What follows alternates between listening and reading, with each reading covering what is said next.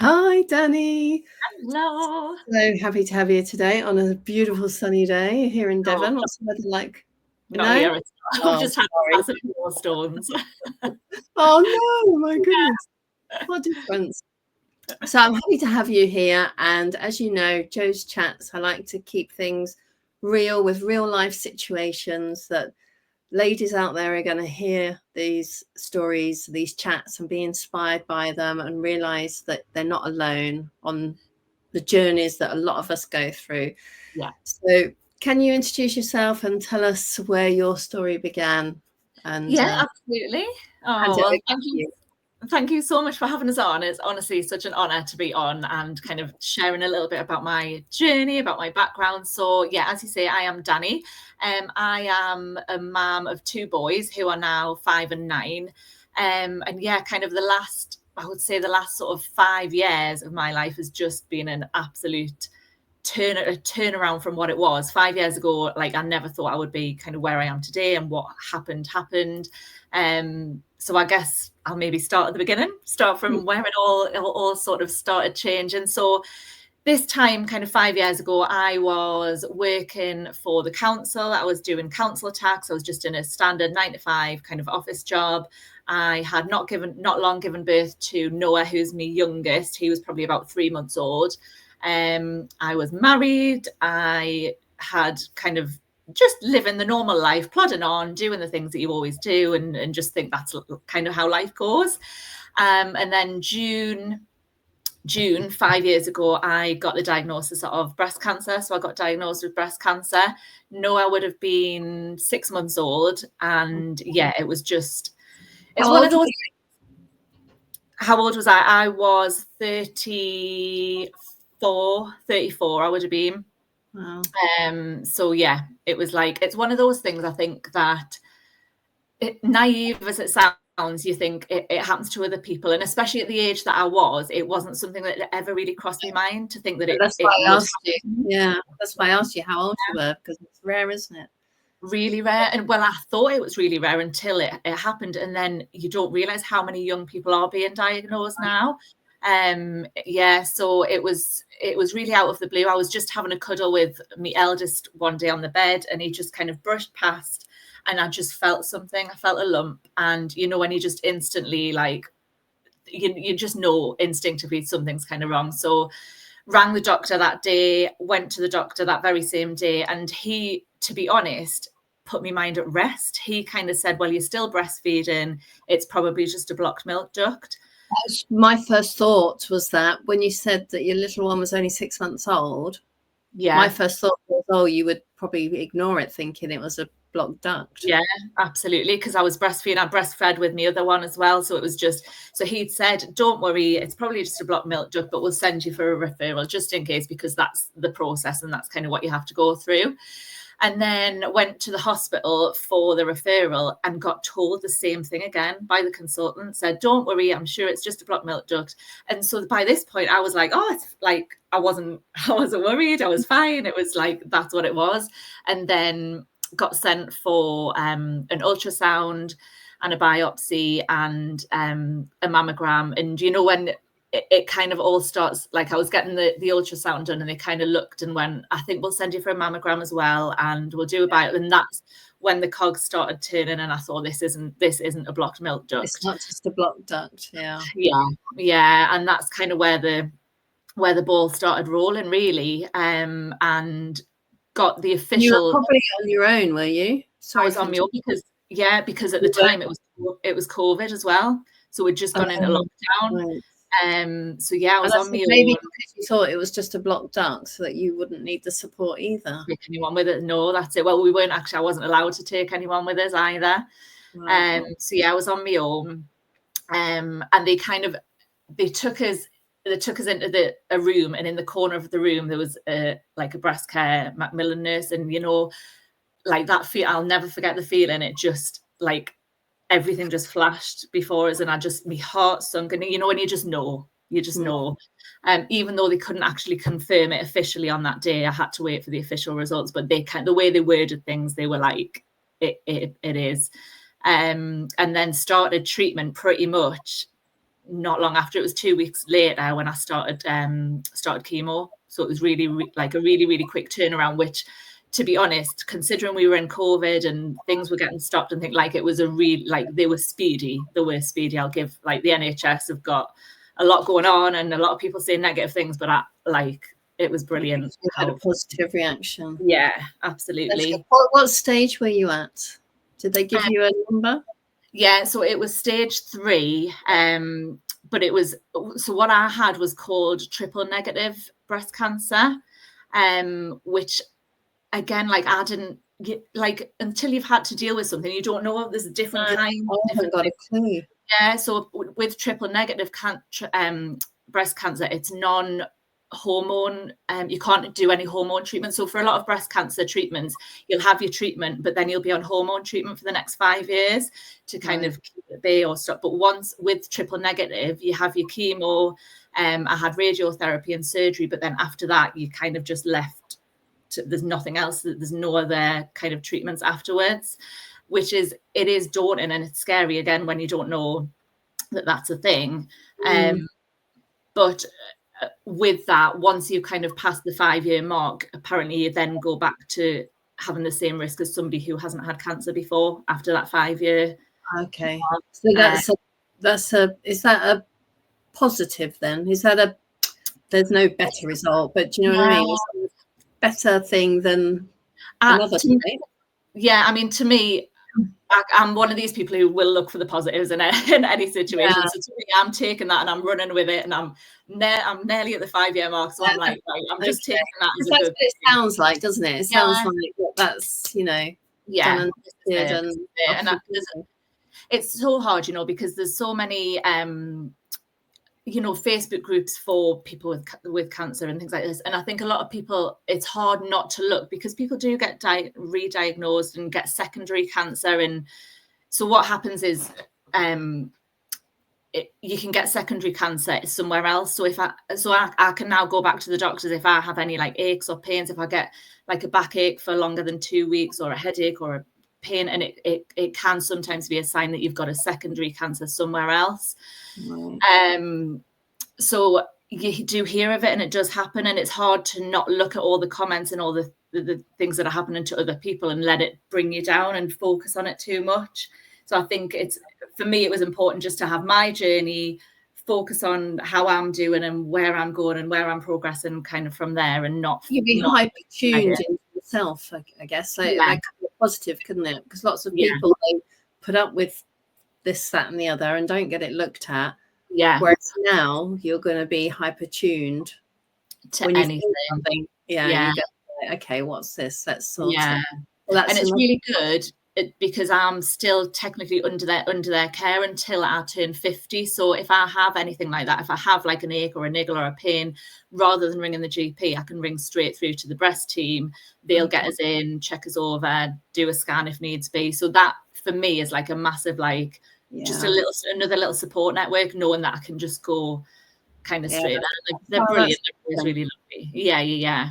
That's good to hear about the NHS, because like you say, they get a lot of negative feedback, don't they? Yeah, they do, absolutely. And it was a hard journey, like going through all of that with 2 young boys at the time. Nice. So how did that affect family life then, with after the diagnosis?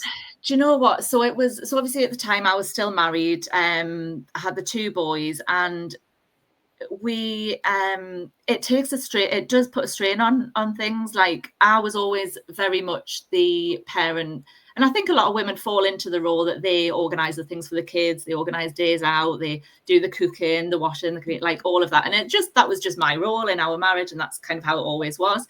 So when I was this is it. And when I was going through chemo, obviously there were times I just couldn't get out of bed. I felt it completely wipes you out. So there were times where I just couldn't do what I was used to doing. So at the time, like, my husband, like, he did really step, like, I will give him his dues, like, he really stepped up through that period of time and really took on board the role that I'd been kind of going through at the time. And ironically, considering how the journey has ended, at that point, it probably brought us closer together. And Good. Yeah, and I suppose things like that really do kind of make you reassess and kind of pull together in times of trouble. He can see that he's got small kids that need looking after as well, so his nurturing nature luckily came through. Yeah, which is godsend. It was. But then following on from that, which sounds like a complete U-turn, we'd had a few issues like before the cancer diagnosis. I think since the birth of me eldest, I think our marriage did we went through, all marriages go through struggles. We went through ups and downs. And I think a lot of what we went through, we got married and then kind of discovered that I was pregnant on the honeymoon. So I feel like we never really had that time of just enjoying being married. We kind of got back off honeymoon, and then I went through the pregnancy, had quite a difficult birth and a difficult time after the birth. And it was just, I think we was thrown straight into parenthood without having that period of just enjoying being married and enjoying our time together. And yeah, so after the eldest was born, we did go through like a few struggles and things. And I think probably as a lot of couples do, you kind of just try and work through things, especially when you've got kids, don't you? You think, we'll do what we need to do to stay together, to have this happy family and whatnot. Anyway, long story short, after the cancer diagnosis, I think it made me look at things in a whole other light. It makes you reassess life and what's important, and that we are only here once. And if you're not happy, or you're not enjoying things, or you're not feeling fulfilled, I think it's important to kind of listen to that and do what you need to do. And like I say, I've always been a glass half full type person, and my husband at the time, he was very much the opposite. He was kind of a glass half empty, and they say, don't you, surround yourself with people who are of a similar mindset and bring you up and make you feel good. And we just got to the point where we were just going in completely different directions, and I wanted to enjoy life and focus on what I wanted to do and take on challenges and take on new things, and it just didn't mesh in the end. And anyway, long story short, because I'm rambling, we ended up getting separating and divorcing. We've been separated just over a year now. So it was just before last Christmas when me and my husband separated. So that was kind of another little change, life change. And yeah, that single mum life. Yeah. How has that been? I mean, I think we met, we're just trying to work out when we met, weren't we? I think it was February time, did we say? Yeah, pretty much February last year. And I remember it was, you'd not long been through the split, and it was very raw for you. Very fresh. Yeah, it was. So how's it been, with the kids and navigating being a single mum? And it's been hard. It's like this. It's never, something like this is never going to be easy. Especially for the oldest one as well, because I think he takes a lot more in, and kind of he's a lot more sensitive and notices these changes, whereas my youngest was probably quite a good, not that there's ever a good stage, but he was probably young enough to just kind of take it all in his stride.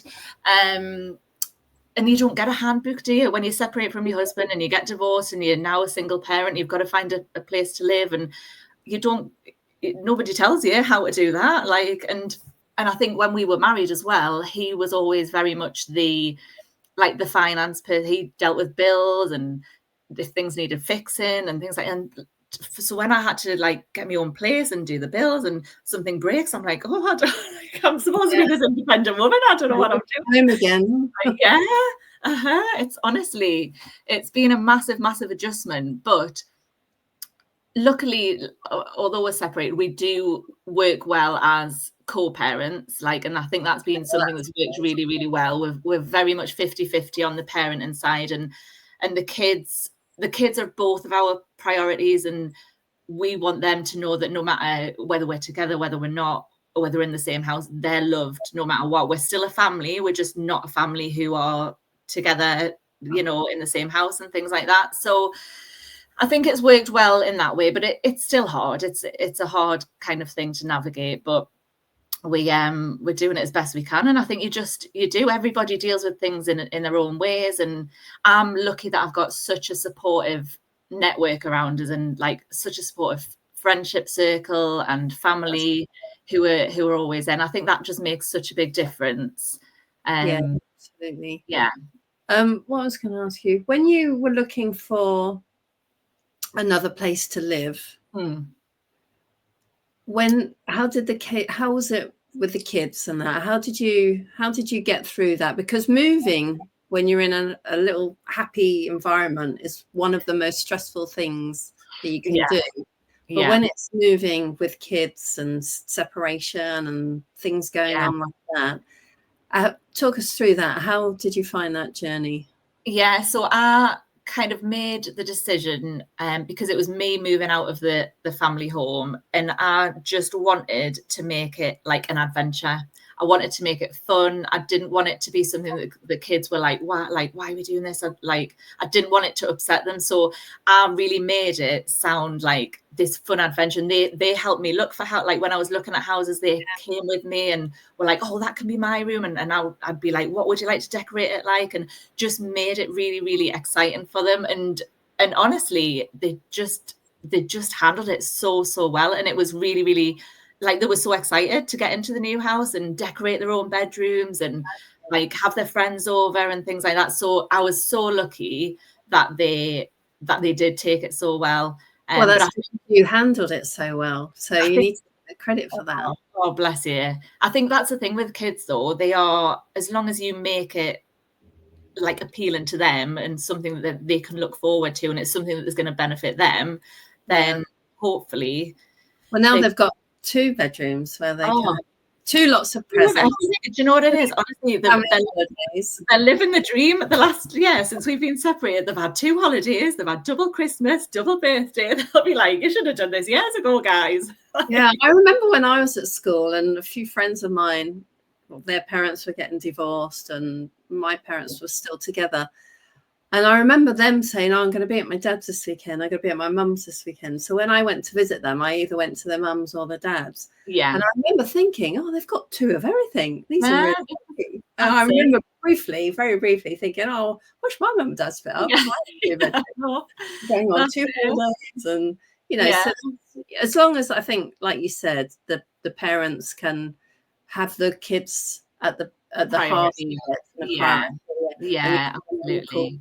Relationship, then there's so many blended families in the world now, isn't there? There are. And do you know, I think that's something that I worried about a little bit, because I didn't really know anybody who, when I was a kid, I didn't know anybody whose parents had separated. Like, my parents are happily married, they've been together 42 years. Like, I'd never really been around a separated family, so it's not something that I had like any experience of, or how to deal with it, or what went on. But not luckily, but in the kids' classes, obviously there are parents in there. So I kind of encourage the kids to like talk to them at school about it, and just be open about it and ask questions. And if there's ever anything that you like, I really encourage us just talking everything through and being as honest as we can be about things, because I know, especially my eldest, he keeps a lot up here, and I can tell when it's kind of building. So it's important for me that I know that he's confident enough to, if he is worried about something or if he's not sure what's going on, just to ask and just to talk about it. And I think that's really, really important, because especially now with kind of mental health and social media. It's such a massive thing, just to be open and honest about what's going on. That's good that they've got you that's open. Is their dad like that as well? Is he? Their dad is pretty good. Yeah, he is pretty good like that as well. Which is a good. And has dad got a new partner? Do they have like a mum? Or well, this is a little bit of we've been through a bit of a patch with this. This is kind of a.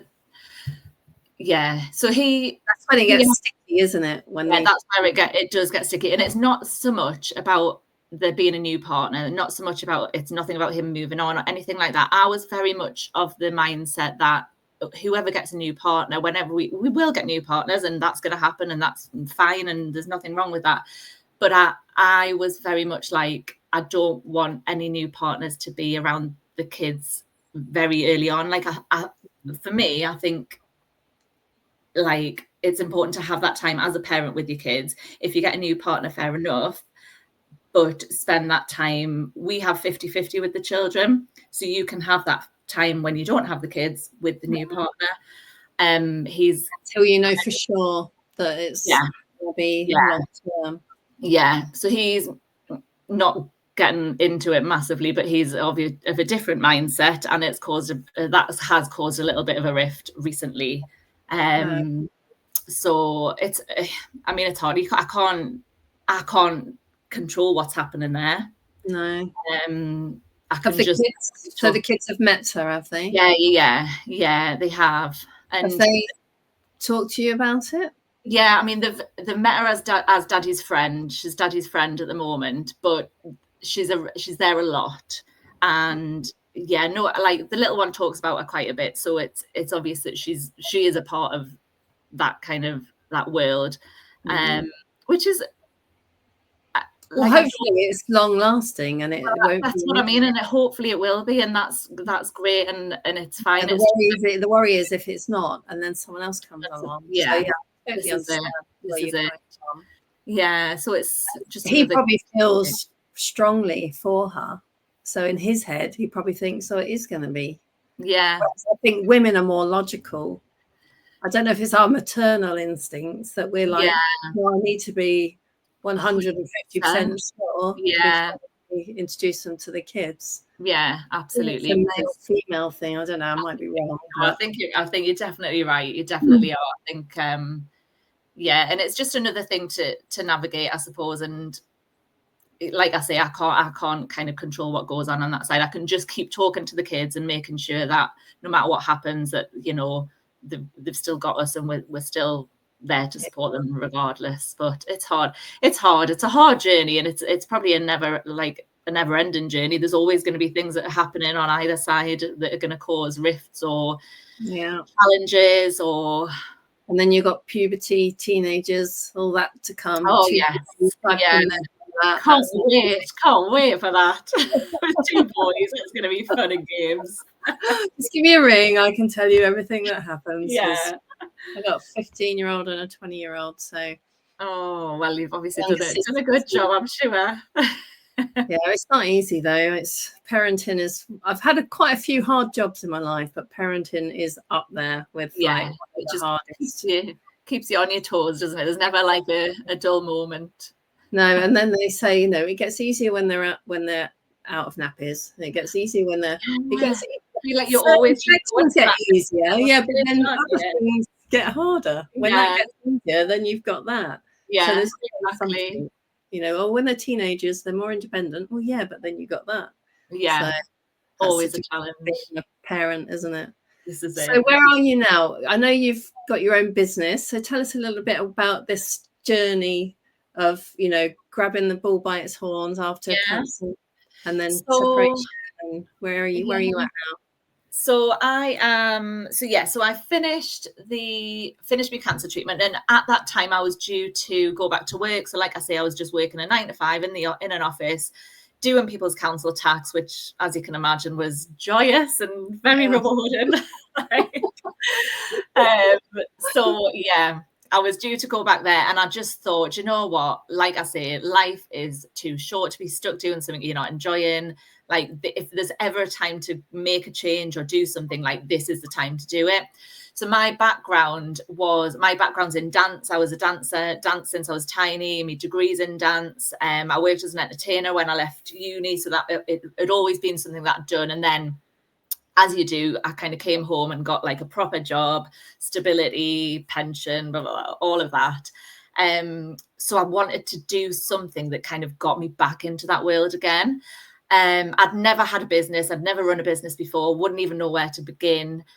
So I started looking for franchise businesses, because there's so many now. I thought there's got to be something that fits in with me. I'd worked in early years for a good 4 or 5 years as well. And I found a franchise called Diddy Dance, which is, and it's basically dance classes for preschool children. So, and as soon as they're on their feet, up toddling up until about 5 or 6 years old, and it's just been the most fabulous journey, and it was the best. I just feel like it was the best way for me to enter the business world, because with that franchise, I had the support network, I got the training, you have people around you who can kind of help you with things, and you're not completely on your own, which I think in the business world, you can sometimes feel very alone, can't you? It's a tough place. That's the beauty of network marketing as well. Network marketing gets a really bad name, but it's such a good, if you're trained in the right way, I think it's such a good opportunity for people, exactly for that reason, that you want to start a business on your own, but not by yourself. Yes, exactly. You want to know that you've got people there just to talk to if you need to, or you're not sure of something, you go, oh, how do I do this, or whatever. Like, I think you need it, don't you? And that ticking the boxes, your early years in your dance, you got the two together. It's perfect. It's lovely. So I'm still doing that now, but kind of starting my own business, it sort of set the cogs turning, and I'd done it for about a year and a half. And then I started thinking, oh, like, what else can I do? What else can I kind of expand on? And at the time, I joined a kind of a business growth group, which I know you were part of, and lots of other amazing people were. And it really helped to show me like what opportunities were out there, because unless you're in the business world, which I wasn't massively, I did my thing, but I didn't know about everything else. You don't know what opportunities are available to you, or you don't know the systems or how to do things or how to get things out there. So that really, really helped. And that's what we met, isn't it? Yeah. Yes, it was in there. And that kind of started me thinking of what other things I could do. So I went on to, like, I really loved languages as a kid as well. So I went on then to create some Spanish early years books, which then got published on Amazon, which like, when you're just like, what is going, like, and it was, that would never been something I would have ever contemplated doing. Writing my own book in Spanish. Yeah, like, what the heck? So that was really amazing, and that, having the support to show me like how to do that and how to get those out there, and had such good feedback off them as well, which was lovely. And then I've gone on to do kind of a number of different things. I've done with running the businesses. I've worked a lot with social media and you have to now, don't you, with business? You've got to be out there, you've got to be seen. And I really started to enjoy the social media side of things. So then went down the social media management route. You did some of my posts for me. Back in the day. So I did that, and now I've kind of gone full circle, and now I'm kind of going down I'm working with women, helping build resilience, self-confidence, and just kind of getting your identity back again. I think a lot of us go through so much, like whether it's motherhood, whether it's illness, divorce, changes, and I feel like you lose a bit of yourself, don't you? And it's and then hard. Pause kicks in. Yeah. Oh God, I've got that to look forward to as well. Sorry. All coming. Boys have knocked you down. Teenagers and perimenopause. No, absolutely. But we do, and we kind of lose ourselves. We're just a mother, or we're going through cancer, and that's all people talk about. That's all people want to ask about. Or you're going through a divorce, and now you're just a single parent. You're not Danni. You're just a single parent. Yeah. Rather than who you are. 100%. So now it's lovely, because I feel like I've got the life experience. I've been through those challenges, and now I can help other people with whatever they're going through, and just doing having like those small changes, just to have that belief and that confidence that you can do things. And we're not all naturally, I'm not a naturally confident person at all. Like, as a kid, like, I used to hide behind my mum and dad. I wouldn't speak to anybody, which is ironic that I went on to do performing arts and was on the stage. But do you know what it is? Things like this as well, like you get on the stage, or you get in front of people, and you put on like this mask and be the person that maybe you want to be, because and it's having those strategies and those ways of thinking to build on that confidence day by day, because it's not natural. It's not a natural thing to come out and you know, talk to hundreds of people or be like, so yeah, that's kind of the route that I'm going down now. And it's lovely. It's lovely knowing that I can use my journey and my experiences to kind of help. Qualified in experience for that, aren't you? I mean, well, yeah, using your own experiences. And some ladies I know, when they're struggling with things like that, they would have nowhere to turn to, no one to speak to, no one who's on their same wavelength.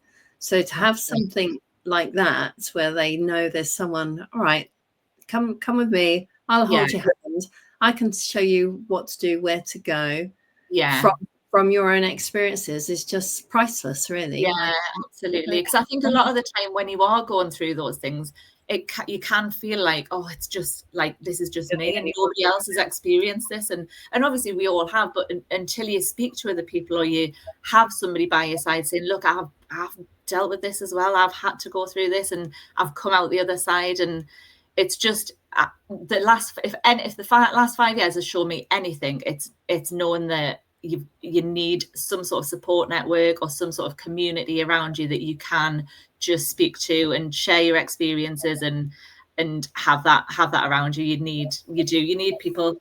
Yeah. And it gives you hope, doesn't it? Because like you say, when you're in the thick of it, you feel like you're the only one going through it. Yeah. Unless you know someone close by that's going through it. But otherwise, so having that support network and just knowing you're not the only one and that someone can relate to you, just makes you feel better anyway, doesn't it? Absolutely. And I think it's just having, even if you've got somebody who's like that one step forward or one step ahead of you, that they've just past that point, and you're like, well, they've done it, so why can't I?